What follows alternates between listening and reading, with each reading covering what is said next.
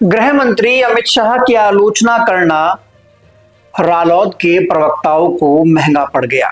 जी हां, ऐसा मैं इसलिए कह रहा हूं क्योंकि अभी अभी एक खबर सामने आ रही है जिसमें बताया जा रहा है कि राष्ट्रीय लोक दल यानी जयंत चौधरी की पार्टी ने अपने सभी प्रवक्ताओं को हटा दिया है। अब ये प्रवक्ता ऐसे ही नहीं हटाए गए हैं, इसके पीछे एक बड़ा कारण है। अब से 2-3 दिन पहले एक वीडियो वायरल हुआ जिसके तार जुड़े थे अमित शाह द्वारा बाबा साहब अम्बेडकर पर की गई टिप्पणी को लेकर। देखो, गृह मंत्री जी को माफी मांगनी चाहिए क्योंकि ये बयान कोई छोटा बयान नहीं है। ये यहाँ का नहीं है कि पूरे भारत का नहीं है, ये पूरे दुनिया में जहाँ जहाँ बाबा साहब को मानने वाले हैं उन सब लोगों के लिए मानने वाली बात। जिस तरह से वो बयान दिया था और उसके बाद अमित शाह जी ने भी एक प्रेस कॉन्फ्रेंस की है, उन्होंने कहा कि मेरे बयान को तोड़ मरोड़ कर पेश किया गया है, उसको लेकर क्या कहना है? देखो, अगर बयान इस तरीके से तोड़ मरोड़ कर पेश किया गया तो उसमें माफी मांगने में कोई दिक्कत नहीं, क्योंकि इस समाज की हर चुनाव में वोट मांगने के लिए तो बाबा साहब के लिए ये लोग हाथ जोड़ने जाते हैं जब ये पूजा नहीं करते।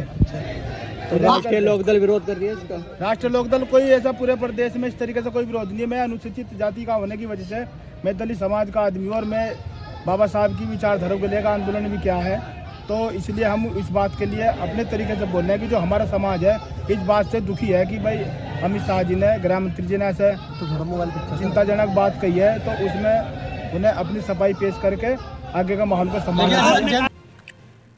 अमित शाह ने बाबा साहब अम्बेडकर पर जो टिप्पणी की थी उसके बाद से पूरे देश में जो अम्बेडकरवादी लोग हैं या फिर जो अम्बेडकर की विचारधारा को जो लोग मानते हैं या फिर जो विपक्षी दल हैं वो लगातार अमित शाह पर हमला बोल रहे हैं और उनका कहना है कि अमित शाह ने बाबा साहब भीमराव अम्बेडकर का अपमान किया, उनको माफी मांगनी चाहिए। लेकिन वहीं एक और जो एनडीए गठबंधन के दल हैं यानी कि जो भाजपा के सगे संबंधी हैं या भाजपा के जो साथी हैं, उनको लगता है कि अमित शाह ने बाबा साहब का अपमान नहीं किया है, विपक्ष इसको एक मुद्दा बना रहा है, बल्कि कांग्रेस ने ही या तमाम अन्य दलों ने बाबा साहब का अपमान किया। लेकिन राष्ट्रीय लोकदल के एक प्रवक्ता का जमीर जागा और उन्होंने मीडिया में सबके सामने अमित शाह की आलोचना कर दी। उस प्रवक्ता का नाम है कमल गौतम।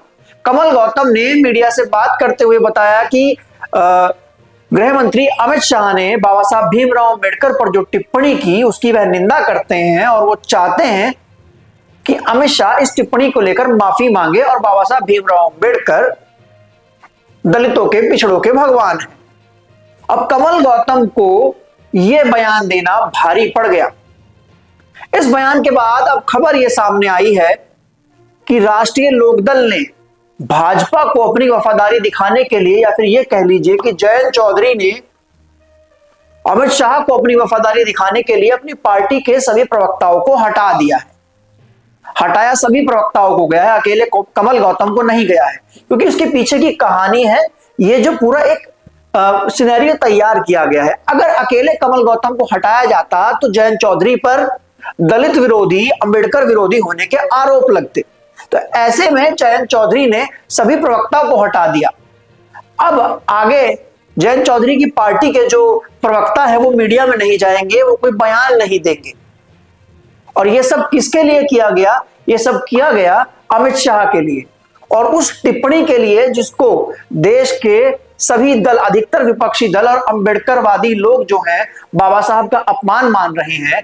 लेकिन जयंत चौधरी को यह लगता है कि वह टिप्पणी बाबा साहब का अपमान नहीं है। अकेले जयंत चौधरी को नहीं लगता है, तमाम भाजपा के और भाजपा के जो घटक दल हैं को सबको लगता है। लेकिन अब सवाल यह उठ रहा है कि एक दलित प्रवक्ता ने अपने भगवान बाबा साहब भीम अम्बेडकर पर की गई टिप्पणी का विरोध किया, अमित शाह की आलोचना की, तो जयंत चौधरी ने या फिर रालोद ने उस प्रवक्ता को पार्टी से हटा दिया। अब इसके बाद सोशल मीडिया पर कई लोग लिख रहे हैं कि रालोद जो है वो दलित विरोधी और अम्बेडकर विरोधी पार्टी हो गई है। हालांकि आप लोग इस मुद्दे पर क्या सोचते हैं? आप लोग कमेंट सेक्शन में अपनी राय लिखकर दर्ज करा सकते हैं।